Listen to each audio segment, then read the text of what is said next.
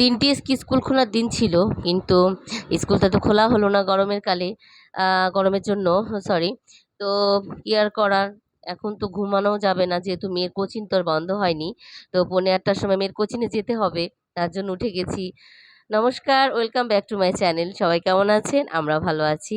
তো ঘুম থেকে উঠে ব্যালকনির দরজা খুলিয়ে দেখলাম যে আমার বাগানে আজ নতুন ২ জন অতিথি এসেছেন। এই টগর ফুল তো প্রতিদিনই ফোটে ১টা ২টো করে। বাট আমার এই সিজনে, গরমের সিজনে আমার জবা গাছে এই যে চন্দন কালারের জবা গাছের ফুল আজকে ফুটেছে।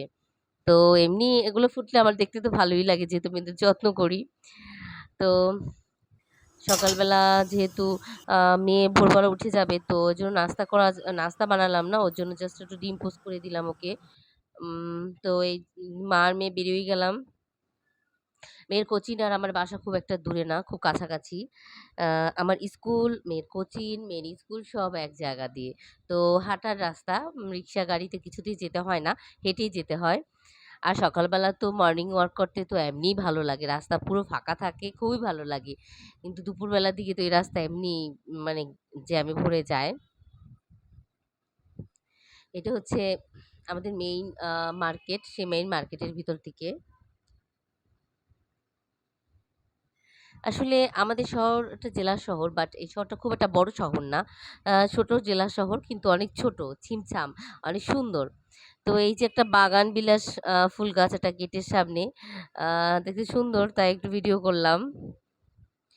বিকেলবেলা একটু চা নিয়ে বসেছিলাম, একটু র চা নিয়ে বসেছিলাম, কারণ আমার খুব ঠান্ডা লেগেছে, গলায় সমস্যা। তো এই যে আমার চড়ুই পাখিটা, ইনি প্রায় এখানে এসে ডাকাডাকি করে। তো ইনি বাতাস পেয়ে ওখানে এসে ডাকাডাকি করছে।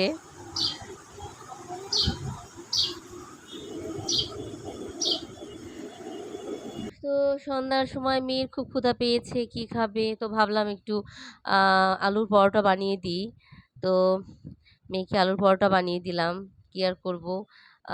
ছোট মানুষ তো গরমে, আমার জন্য আমি করি না, কারণ আমি গরম এগুলো খাবো না। তো ওকেই করে দিলাম। কারণ ওদের তো আর গরম শীত নেই, ওদের ক্ষুধা লাগবে, ওরা ওদের তো খেতেই হবে। তো ভাবলাম কি বানিয়ে দেওয়া যায়? তো আলু দিয়ে পরোটা বানিয়ে দিলাম।